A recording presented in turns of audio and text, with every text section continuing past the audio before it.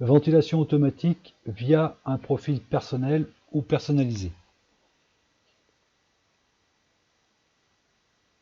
Alors ici, comme il est question d'une carte mère Asus, eh bien on utilise le logiciel iSuite qui présente une mini-barre, une icône flottante, une mini-barre flottante. Quand on clique dessus, on peut accéder aux trois modes que propose FanXpert 3 par défaut.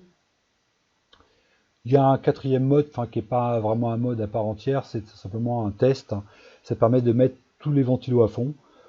Bon, d'une part, ça permet de vérifier si les ventilos tournent bien et si le bruit qu'ils font est supportable ou pas, et s'il faudra envisager de les brider ou non. Quand on veut accéder, voir les réglages et accéder donc aux détails de ces courbes des trois modes et éventuellement créer son propre profil, il faut lancer donc iSuite. Donc on clique ici sur la petite flèche, iSuite est lancé. C'est un ensemble de modules. Celui qui nous intéresse ici est FanXpert 3, donc on clique sur le rectangle et on arrive directement donc dans le module de FanXpert 3. On retrouve les trois modes plus le mode pleine vitesse. Et ici en haut est affiché en fait les graphiques correspondant au mode en cours. Donc là le mode en cours n'est ni le mode silencieux, ni le mode standard, ni le mode turbo, c'est un mode, un profil personnel qui est enregistré ici et qui montre donc les vitesses actuelles du CPU quasiment au repos. Alors la première fois qu'on utilise ce logiciel, il faut d'abord passer par le mode tuning, par le bouton tuning, qui va permettre de tester, au logiciel de tester tous les ventilos et d'établir leur vitesse minimum et leur vitesse maximum pour ensuite créer les trois profils qu'on voit ici. Alors cette ventilation automatique va passer par deux choses, le boîtier. Donc tous les boîtiers ne sont pas équivalents. Il y a des boîtiers qui permettent d'avoir des très bons flux d'air, d'autres moins bons. Donc attention au moment de l'achat. Le plus important, c'est pas forcément un boîtier qui clignote dans tous les sens, mais plutôt un boîtier qui refroidit bien les composants. Et l'autre partie de la ventilation, évidemment, ce sont les ventilos eux-mêmes, qui ne sont pas aussi tous égaux. Donc bien choisir ces ventilos. On le voit là par exemple ici, bon, on ne va pas s'éterniser sur le tableau, mais on voit par exemple que les Noctua qui sont utilisés ici ont des très bons débits d'air et en même temps des très bonnes pressions statiques, notamment sur les radiateurs. Là j'ai entouré cette valeur là parce que les Noctua ici 2000 tours minute de 120 mm sont ceux qui sont sur le radiateur.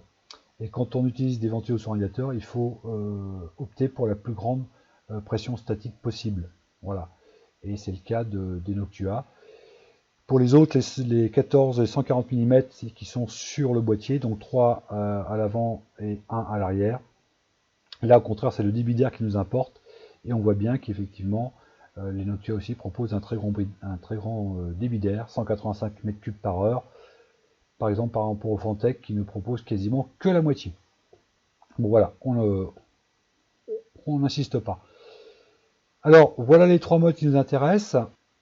Dès qu'on va choisir un mode quelconque, eh bien, automatiquement, les graphiques de ce mode vont apparaître ici, donc sur chacun des connecteurs, parce qu'en fait, la carte mère va permettre de régler 4 connecteurs. Alors là, on en voit 5, on voit CPU fan, CPU optionnel, plus les châssis fan 1, fan 2, fan 3. Mais en fait, ici, dans les graphiques, on règle en même temps, CPU fan et CPU optionnel sont regroupés en un seul et même connecteur, qui est le CPU fan. Pourquoi? Parce que tout simplement, le CPU optionnel est prévu pour le cas où on utilise un ventirad en push-pull. Donc effectivement, le second ventilateur est branché sur le CPU optionnel, mais il faut que les deux ventilateurs du push-pull fonctionnent à la même vitesse, donc il n'y a aucun intérêt d'avoir, de réaliser un réglage différent sur le CPU optionnel. Donc c'est pour ça que le régulateur ne permet pas de dissocier les vitesses CPU fan et CPU optionnel. Quand on règle le CPU fan, on règle de la même façon le CPU optionnel, ce qui est tout à fait logique. Donc même si on a bien 5 connecteurs, en fait, on n'en règle que 4. Donc ici en bas, on voit les vitesses des ventilos actuels. Bon, ça correspond à aucun des profils ici, ça correspond à un profil personnalisé, mais ça n'a aucune importance. C'est donc l'indication de la vitesse de nos ventilos tels qu'ils tournent au moment où on regarde. Alors, on rappelle que pour une gestion automatique totale, il faut bien que tous les ventilos soient branchés sur les connecteurs fans de la carte mère. Alors, on se débrouille soit via des Y, soit par des cartes d'extension, des fan hub, mais si on veut que la gestion soit entièrement automatique, bien, il faut que ça soit géré par la carte mère, donc il faut que tous les ventilos, ventirad et ventilos du boîtier, soient branchés sur les connecteurs de la carte mère. C'est le cas ici. Donc un petit schéma qui récapitule rapidement comment c'est réalisé ce petit montage. Donc les trois ventilos 140 mm Noctua sont branchés sur le connecteur fan 3 pardon, via des Y. Les trois ventilos de 120 Noctua sont branchés, alors deux via Y sur le CPU fan, le troisième sur le CPU optionnel. Le ventilateur arrière, le même qu'à l'avant, donc en 140 mm 2000 tours minute est branché tout seul sur le fan 1, la pompe est branchée sur le fan 2. Donc un petit récapitulatif ici avec le boîtier, donc 3 ventilos à l'avant de 140, un ventilo de 140 le même à l'arrière, et sur le top, sur le radiateur de water cooling, donc les 3 Noctua de 101 mm. Un petit test pleine vitesse pour vérifier d'une part si le fonctionnement des ventilos est bon, et si le bruit est supportable. Donc on clique sur le mode pleine vitesse et on voit tous nos ventilos qui sont à fond et ça nous permet, là aussi on le voit sur les graphiques, hein, tous les ventilos sont à fond, ça permet tout simplement de voir si, si les ventilos tournent bien et si le bruit que font les ventilos sera supportable ou pas et s'il faudra les brider ou non. Ensuite on commence par le premier profil que nous propose FanXpert 3, le profil silencieux. Alors pour ce faire, eh bien, on clique sur le bouton silencieux et automatiquement les profils sont mis à jour et on voit comment réagissent les ventilos. Bien, le mode silencieux tout simplement commence par couper tout ce qu'il peut. Donc le châssis fan 1, le ventilateur arrière et les trois ventilos de la façade sont arrêtés. Ne tournent encore que les ventilos du CPU fan, donc les trois ventilos du radiateur de water cooling, ou ça serait du ventirad, parce que par sécurité donc ces ventilos ne sont jamais éteints. Et puis la pompe aussi ne peut pas être arrêtée. Donc le mode silencieux au repos arrête tout ce qu'il peut. Alors les principales caractéristiques du mode silencieux. Donc un mode, on l'a vu, qui éteint tout ce qu'il peut quand le CPU n'atteint pas 50 degrés. Donc c'est quand même assez énorme. Donc tant que le CPU n'est pas à 50 degrés, le mode silencieux éteint tout ou met tout au minimum. Bon, c'est le cas des trois ventilos du CPU fan, donc qui sont sur le radiateur de water cooling. Ils sont au minimum et ils vont atteindre 50 degrés pour commencer à accélérer et atteindre 100% de leur vitesse si le CPU atteint 75 degrés. On voit une courbe très tirée à la droite, ça veut dire qu'en plus non seulement ils vont attendre très tardivement pour démarrer, 50 degrés, et en plus ils vont accélérer tout doucement.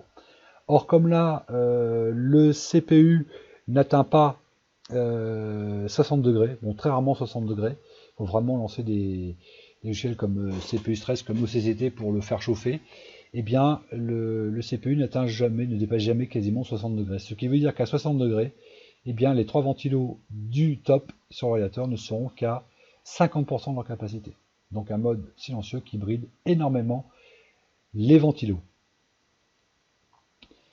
Donc voilà pour le CPU fan. Pour le fan, châssis fan 1 à l'arrière, donc le ventilo est arrêté, il ne démarre qu'à 50 degrés de CPU. Et on voit aussi une courbe très tirée vers la droite, donc non seulement il démarre que très tardivement, et en plus il va accélérer très doucement. Et à 60 degrés, le CPU arrière ne sera qu'à 25% de ses capacités.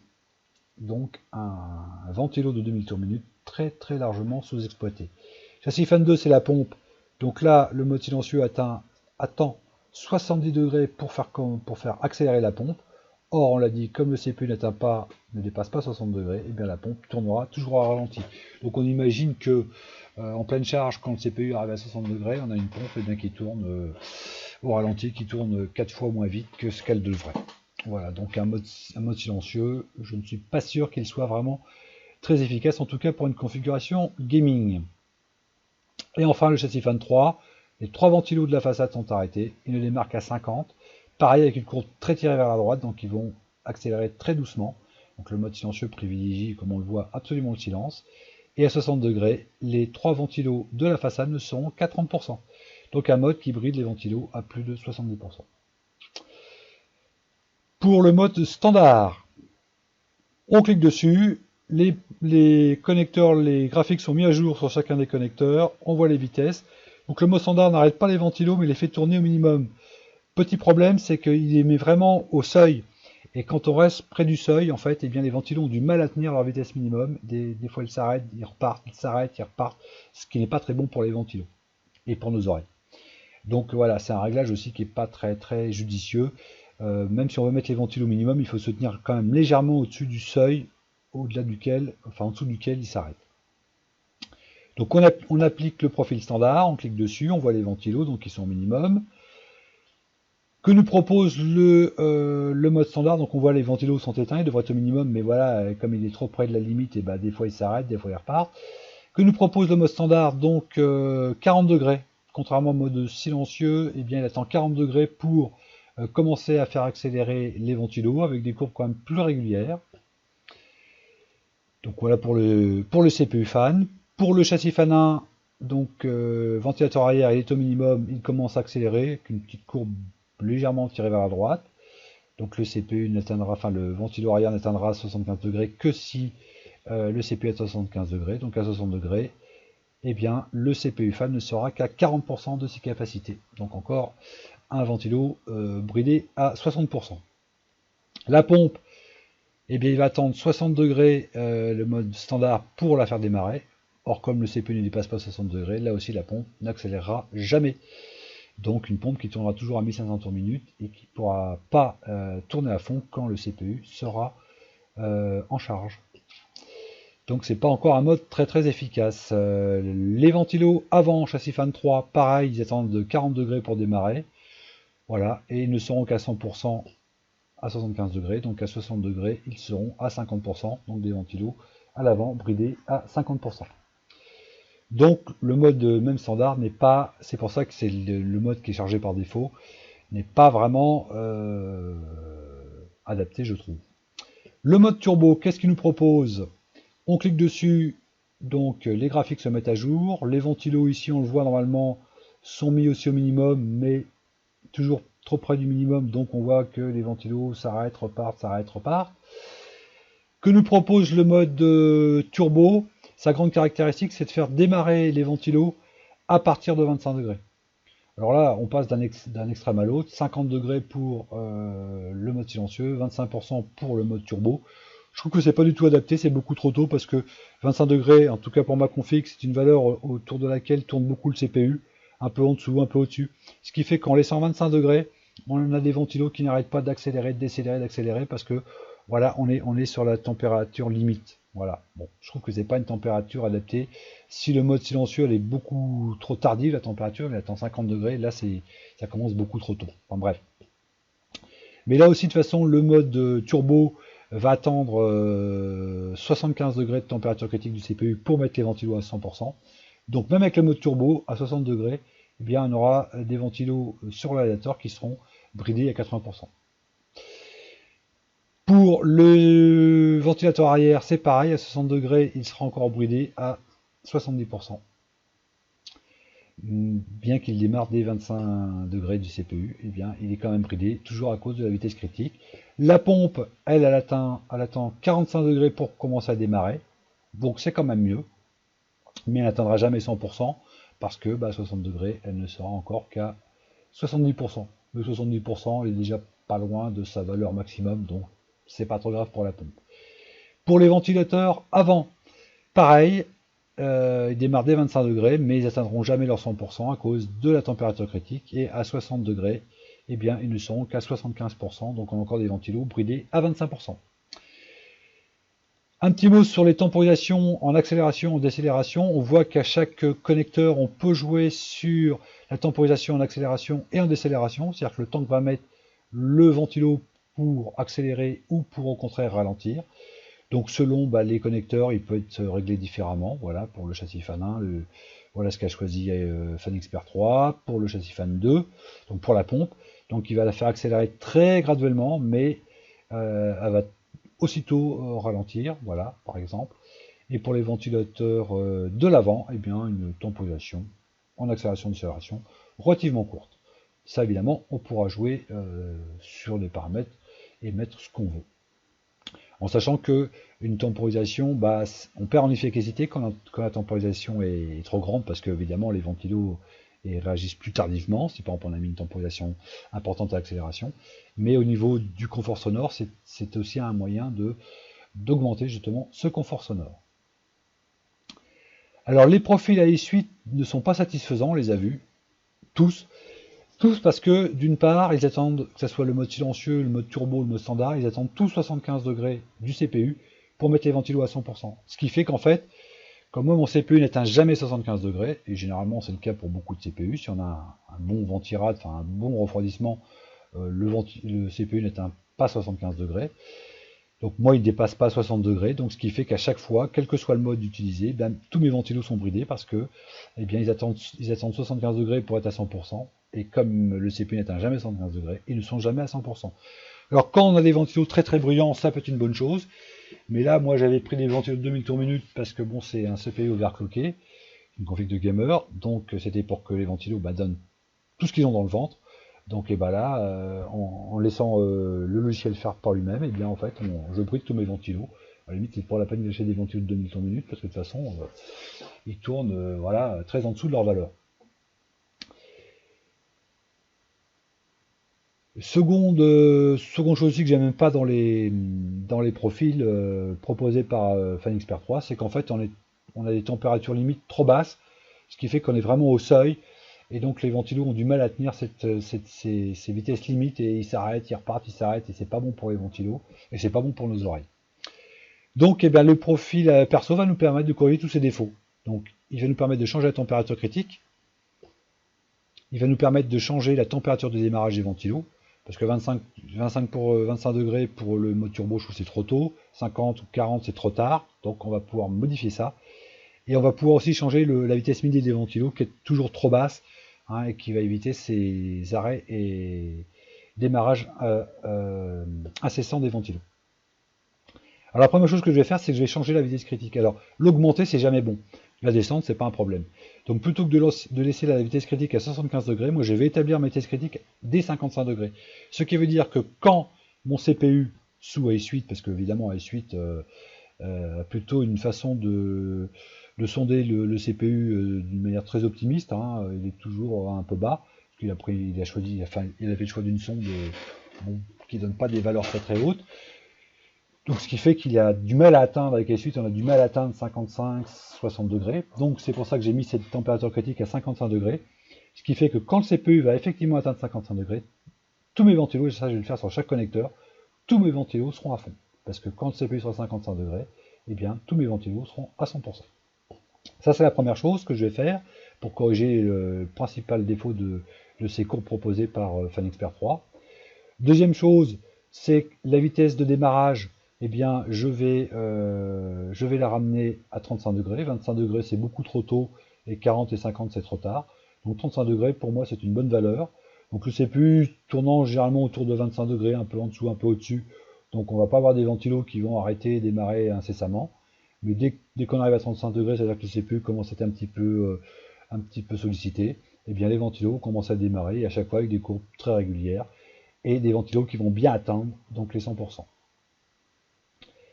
Donc voilà pour le profil perso. Donc on commence par ramener le seuil.